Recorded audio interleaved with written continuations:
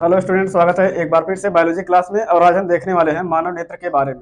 मानव नेत्र में सबसे पहले हम मानव नेत्र की स्टडी की बात करेंगे। इसकी स्टडी क्या कहलाती है? मानव नेत्र का अध्ययन जो होता है ऑप्थेल्मोलॉजी कहा जाता है। कि मानव नेत्र जो होता है ये गोलक के आकार का होता है और जो होता है 28 ग्राम का ये होता है। दोनों नेत्र के वजन जो होता है 28 ग्राम होता है। हमारे नेत्र में जो होता है कुछ नर्वस सिस्टम पाए जाते हैं, यानी ये आपकी कुछ तंत्रिकाएं पाई जाती हैं, शिराएं होती हैं, जिसको हम प्रकाश शिरा के नाम से जानते हैं। अब ये शिराएं क्या करेंगी? हमारे मस्तिष्क के पास सूचना भेजेंगी और ये सूचना जो होगा आपको प्रतिबिंब को सीधा कर देगा। अब इसके बाद हम इसके कुछ और भी बात कर लेते हैं। जैसे आपका मानव नेत्र जो होता है ये 3 परतों में बना होता है। पहले परत को क्या बोलेंगे? कठोर परत, जिसको हम दृढ़ पटल के नाम से भी जानते हैं। और इसके बाद सेकंड परत को क्या बोलेंगे? कोरोइड बोलेंगे। सेकंड परत को कोरोइड बोलते हैं। तीसरी परत को क्या बोलेंगे?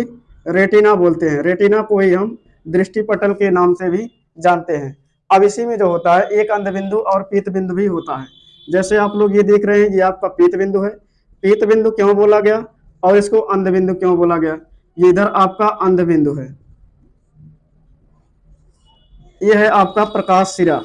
प्रकाश सिरा जो होता है उल्टे प्रतिबिंब को सीधा कर देता है, यही इतना इसका कार्य होता है। और इसके साथ ही साथ सूचनाओं की भी जानकारी यही प्रकाश सिरा ही हमारे ब्रेन को देता है। अब इसके बाद हम बात ये करेंगे कि पीत बिंदु और अंध बिंदु के बारे में। जैसे पीत बिंदु आप उसको बोलोगे जहां पर प्रतिबिंब एकदम स्पष्ट बनेगा। जैसे रेटिना के जिस अक्ष पर प्रतिबिंब एकदम स्पष्ट बनेगा तो उसको बोलेंगे एलो पॉइंट, यानी पीत बिंदु। और जहां पर जो है आपका प्रतिबिंब नहीं बनेगा उसको बोलेंगे अंध बिंदु, यानी अंधा वाला बिंदु ये होता है। और इसके बाद इसके बीच में जो होता है, जो गोलक के आकार का होता है, इसके अंदर में कुछ आपके काचा विद्रोह पाए जाते हैं जो आपके लवणीय होते हैं, यानी इसका जो स्वाद होगा नमकीन के जैसा होगा। तो यहाँ पर क्या पाया जाएगा? काचा विद्रोह पाया जाएगा। और इसके बाद इसमें जो होगा आयोडीन की मात्रा पाई जाती है, यानी इसका स्वाद जो होता है नमकीन के जैसा होता है। आगे जो है यहाँ पर भी कुछ आपके मांसपेशियां पाई जाती हैं। जो ये मांसपेशियों का कार्य क्या होता है? ये लेंस को जो होता है इधर उधर जाने से रोकती है। जैसे अगर आपका लेंस जैसे कभी जो हो गया इधर हो गया उधर हो गया तो इस समय क्या होगा? आपकी प्रतिबिंब बनने में दिक्कत होगा। अगर लेंस आगे खिसक गया तो भी आपको रोग हो जाएगा, लेंस कभी पीछे हो गया तब भी आपको दिक्कत हो जाएगा। तो इससे क्या होगा? ये आपका प्रतिबिंब जो होगा रेटिना पर ना बन करके कभी आगे बनेगा कभी पीछे। तो आपको 2 प्रकार के दोष हो सकते हैं, एक दूर दृष्टि दोष या फिर निकट दृष्टि दोष। तो हम सबसे पहले ये बात करेंगे कि यहाँ पर एक नेत्र तारा होता है। अब ये नेत्र तारा क्या करता है?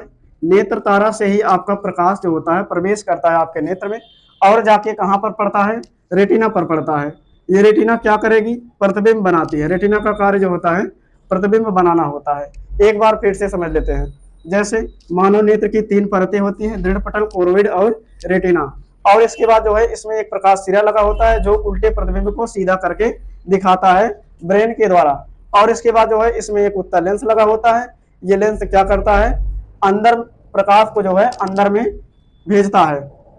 और इसके बाद जो है इसमें 2 पॉइंट पाए जाते हैं, एक येलो पॉइंट एक black point.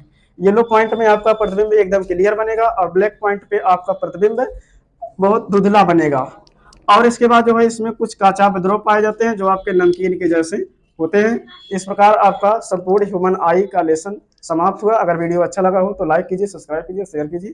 Thanks for watching.